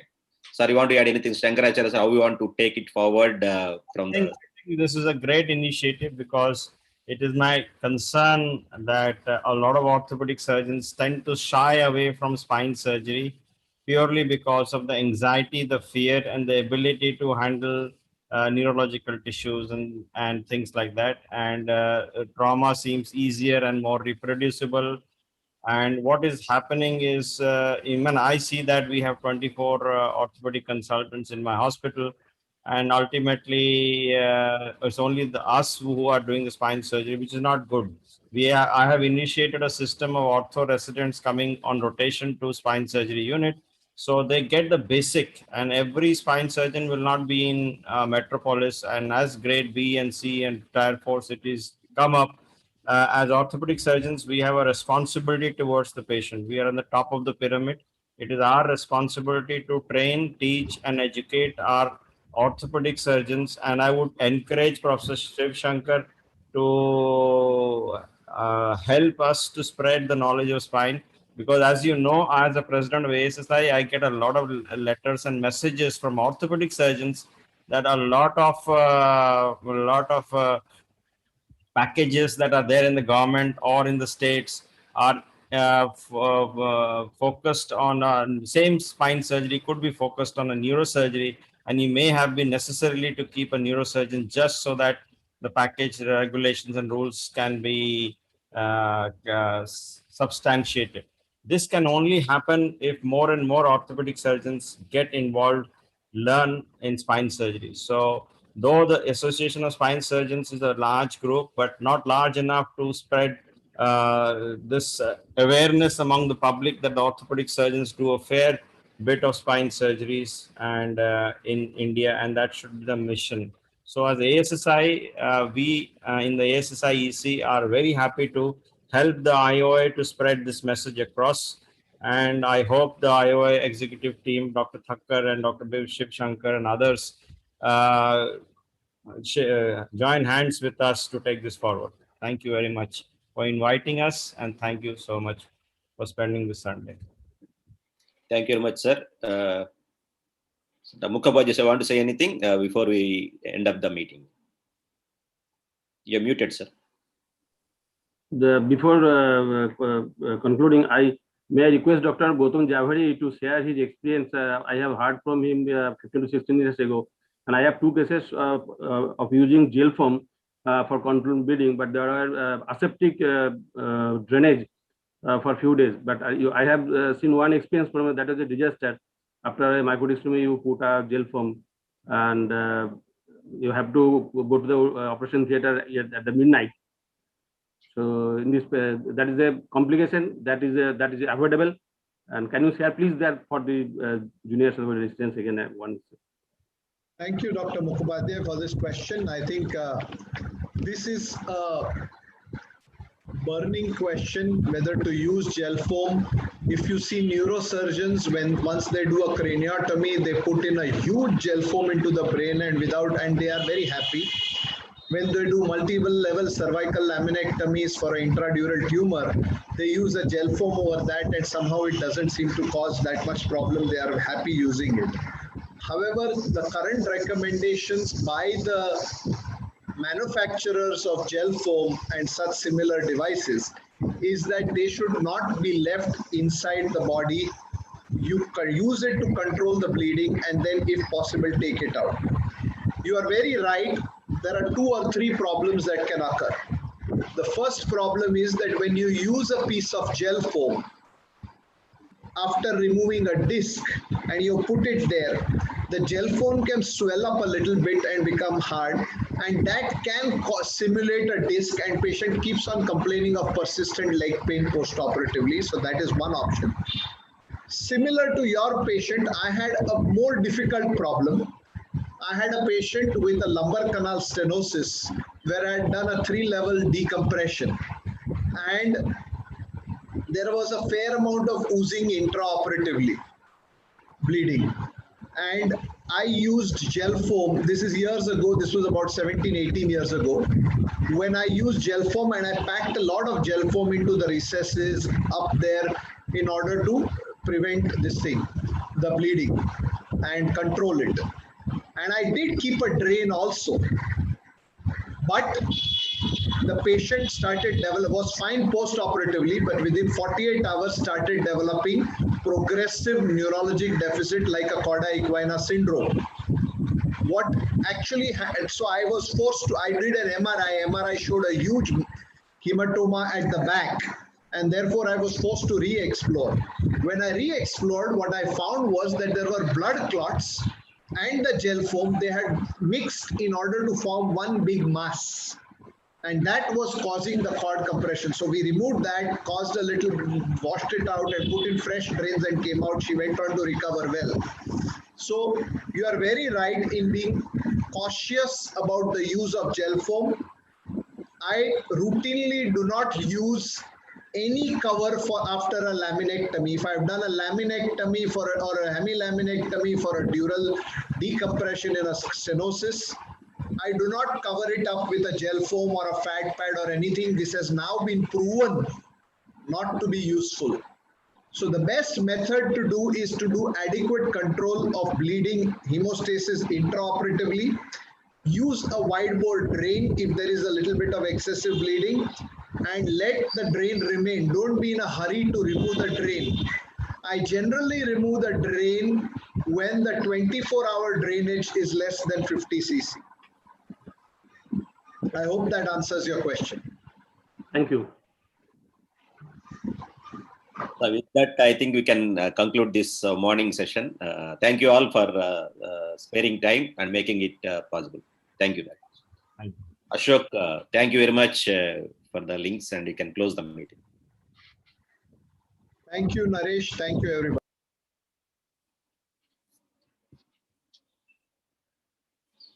Ram sir, thank you very much.